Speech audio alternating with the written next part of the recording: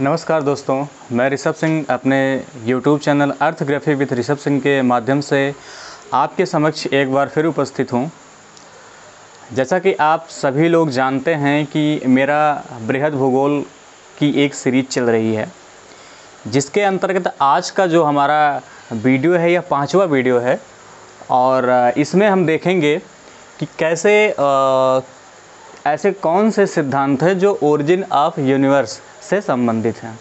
इसके संदर्भ में जो इम्पॉर्टेंट थियरीज़ हैं उसके बारे में चर्चा की जाएगी। इसके पहले की क्लास में हमने देखा था कि हमारे ब्रह्मांड का सामान्य अर्थ क्या है, ब्रह्मांड की परिभाषा क्या है, किस प्रकार से हम समझे थे कि एक हमसे लेकर के एक ब्रह्मांड की उत्पत्ति कैसे हुई है। आज हम बात करेंगे बिग बैंग सिद्धांत की बात करेंगे। आपका जो पहला सिद्धांत आता है बिग बैंग सिद्धांत, इसे महाविस्फोट सिद्धांत के नाम से भी जाना जाता है। महाविस्फोट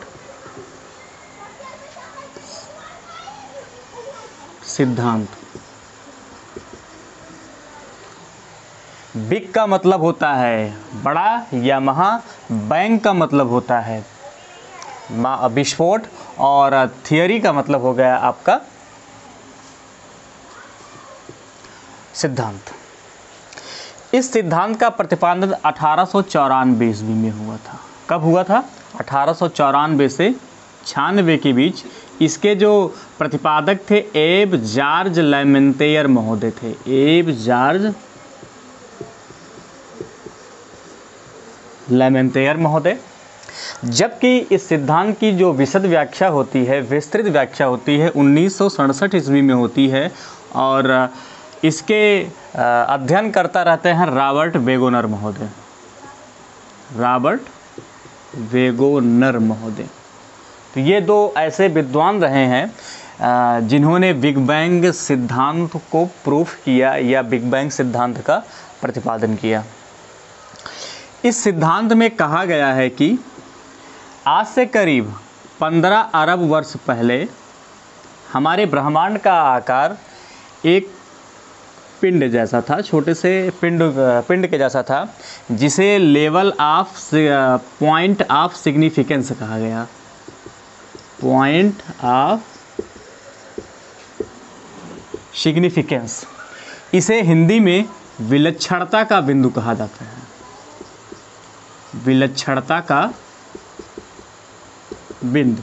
ध्यान दीजिए, यहाँ पे हम जो कुछ भी अभी पढ़ रहे हैं ये सारी चीज़ें बिग बैंग थियरी के अंतर्गत आती हैं।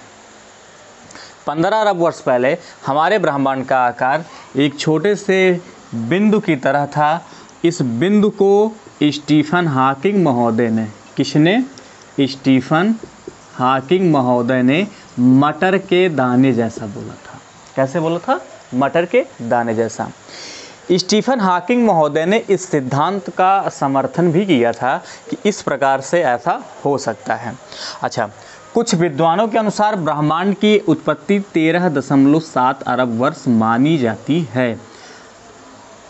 हालांकि यह जो आयु है रेडियो एक्टिव तत्वों के आधार पर बताया गया है और 15 अरब वर्ष चंद्रमा की चट्टानों की संरचना का अध्ययन करके बताया गया है। तो यहाँ पे सबसे इम्पॉर्टेंट जो हमारे लिए है 15 अरब वर्ष है। स्टीफन हॉकिंग ने कहा था कि वह बिंदु जिसकी स्थिति आज से लगभग 15 अरब वर्ष पूर्व थी, उसका आकार मटर के दाने जैसा था। अब घनत्व उस पिंड का धीरे धीरे बढ़ता चला गया। घनत्व के बढ़ने के कारण अपने अंदर इसके जो तत्व थे अपने अंदर उनको समाहित करने में असमर्थ हो गया। कौन? ये पिंड। अब इस पिंड में क्या हो गया? अचानक विस्फोट हो गया। विस्फोट होने के बाद सबसे पहले समय, स्थान तथा वस्तु की उत्पत्ति हुई। किसकी उत्पत्ति हुई? समय, स्थान तथा वस्तु की उत्पत्ति है। तो क्वेश्चन के रूप में पूछा जा सकता है कि समय तथा स्थान एवं वस्तु की उत्पत्ति कब हुई है? आज से लगभग 15 अरब वर्ष पूर्व जब छोटे से पिंड में विस्फोट हुआ था।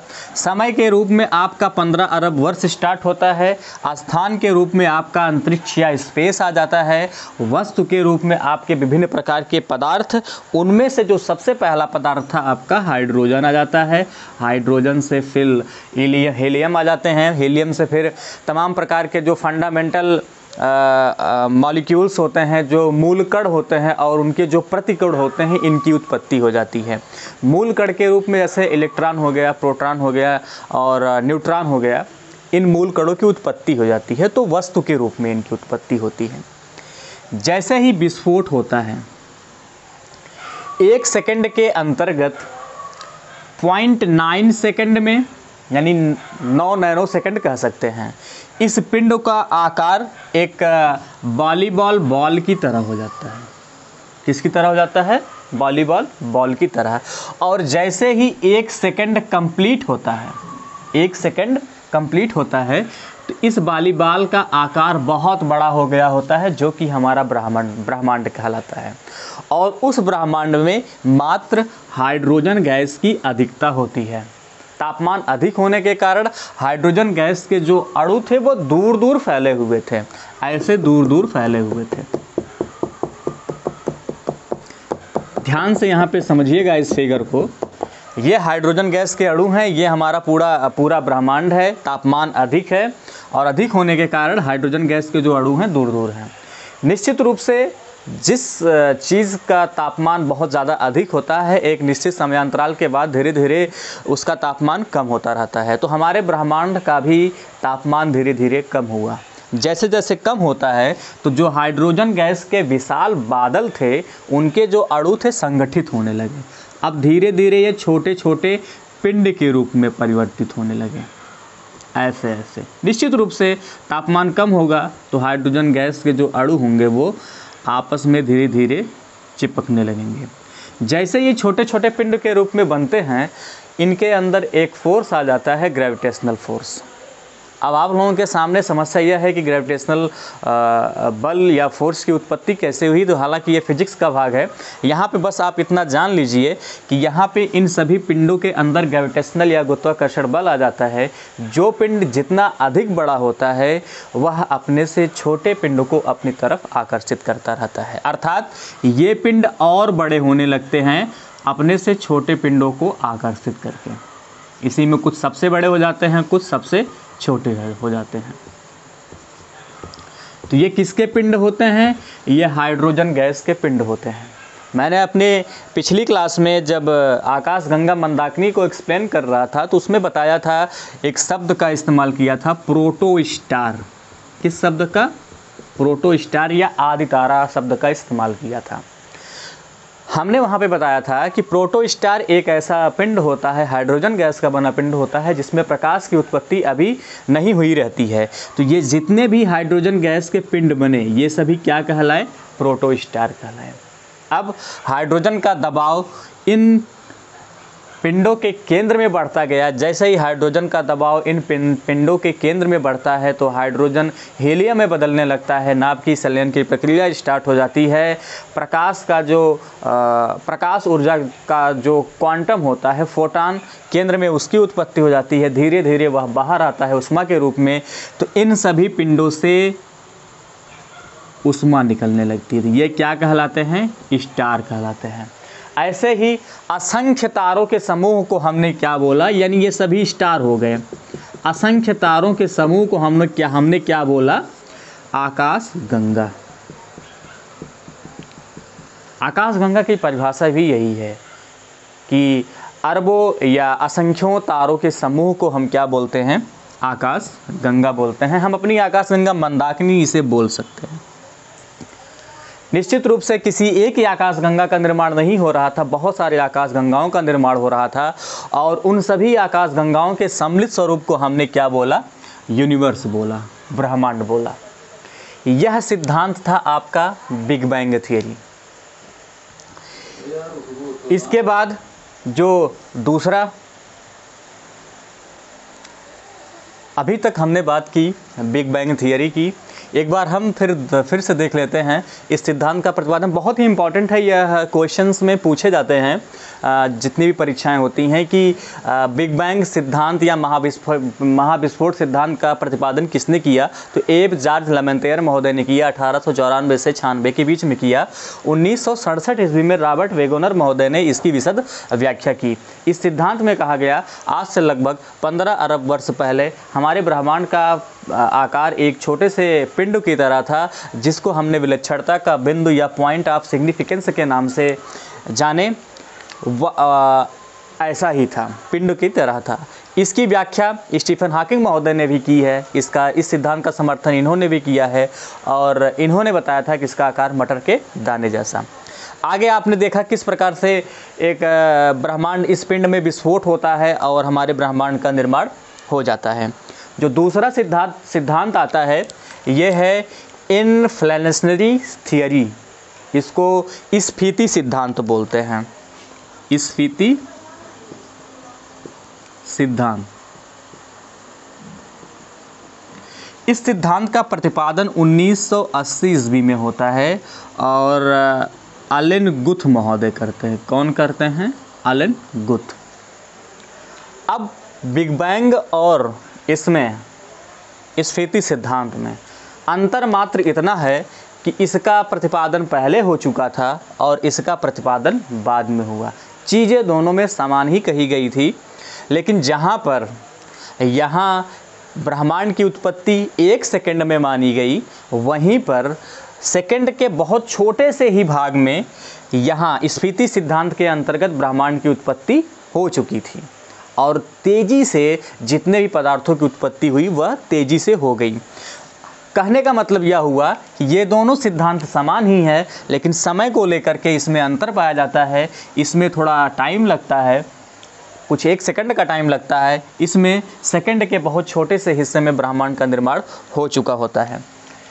इसके बाद एक तीसरा सिद्धांत आया था, विस्तृत ब्रह्मांड सिद्धांत। विस्तृत ब्रह्मांड सिद्धांत। यह सिद्धांत एडविन हब्बल महोदय का है। किसका है? Edwin Hubble.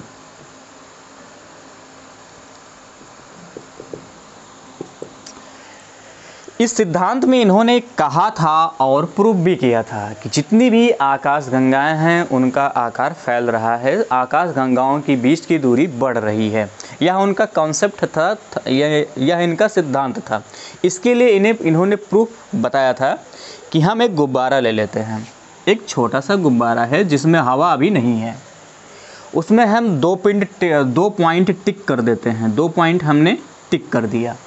अब हम गुब्बारे में हवा भरते हैं, तो जैसे जैसे हम गुब्बारे में हवा भरेंगे और गुब्बारे का आकार इस तरीके से हो जाएगा, जो पिंड यहाँ पे पास पास दिखाई दिए थे वही पिंड यहाँ पे दूर दूर हो गए। अर्थात जैसे जैसे ब्रह्मांड का आकार बढ़ता चला जा रहा है, आकाश गंगाओं की बीच की दूरी बढ़ती चली जा रही है। और जैसे जैसे आकाश गंगाओं की बीच की दूरी बढ़ रही है, वैसे वैसे जो उनके दूरी होने की तीव्रता है वो भी बहुत तेज़ गति से बढ़ रही है। तो यह सिद्धांत हमारे एडविन हब्बल महोदय का था, विस्तृत ब्रह्मांड सिद्धांत। अब आगे चलते हैं, हम ब्रह्मांड से संबंधित कुछ महत्वपूर्ण तथ्यों का अध्ययन करते हैं। कुछ पॉइंट बताएंगे जो कि ब्रह्मांड को समझने में हमारे लिए मददगार होंगे।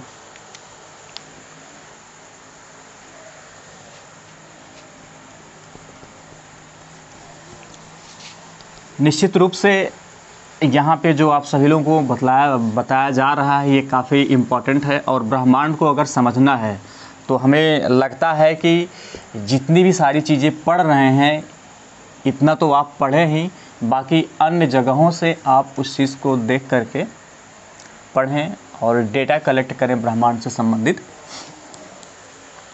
जैसे पहला क्वेश्चन पूछा जा सकता है कि हमारे ब्रह्मांड की उत्पत्ति कब हुई? हमारे ब्रह्मांड की उत्पत्ति कब हुई? हमारे ब्रह्मांड की उत्पत्ति आज से लगभग 15 अरब वर्ष पहले हुई। 15 अरब वर्ष पहले ये क्वेश्चन में पूछा जा सकता है। अब ब्रह्मांड की उत्पत्ति हुई तो दूसरे नंबर पे सूर्य की भी उत्पत्ति हुई होगी, क्योंकि तारों का निर्माण हुआ ब्रह्मांड विस्फोट होने के बाद, बिग बैंग होने के बाद। अब सूर्य की उत्पत्ति जो हुई 4.7 अरब वर्ष पहले, अर्थात लगभग 10 अरब हो गए। 10 अरब ब्रह्मांड की उत्पत्ति के 10 अरब वर्ष बाद किसकी उत्पत्ति होती है? सूर्य की उत्पत्ति होती है। और 4.7 जब सूर्य की उत्पत्ति होती है तो किसकी उत्पत्ति होती है? पृथ्वी की उत्पत्ति होती है। यहाँ तो समय, यहाँ पे जो भी हम पढ़ रहे हैं समय से संबंधित डेटा पढ़ रहे हैं। 4 सारे इंपॉर्टेंट हैं। 4.6 अरब वर्ष पहले। अब जब सूर्य की उत्पत्ति हो गई थी, पृथ्वी की भी उत्पत्ति हो गई, साथ ही साथ अन्य ग्रहों व क्षुद्र ग्रहों, उल्कापिंड, धूमकेतु इत्यादि की उत्पत्ति हो गई, तो चौथे नंबर पर हम कह सकते हैं कि इसकी उत्पत्ति हो गई सौर मंडल, क्योंकि सभी मिलकर के किसका निर्माण करते हैं? सौर मंडल का निर्माण करते हैं। तो सौर मंडल की उत्पत्ति जो होती है यह 4.5 अरब वर्ष पहले होती है। यानी सबसे पहले हमारा यूनिवर्स हो गया, यूनिवर्स के बाद हमारा सन हो गया, सन के बाद अर्थ, अर्थ के बाद हमारा सोलर सिस्टम। ये 5 पॉइंट हो गए महत्वपूर्ण।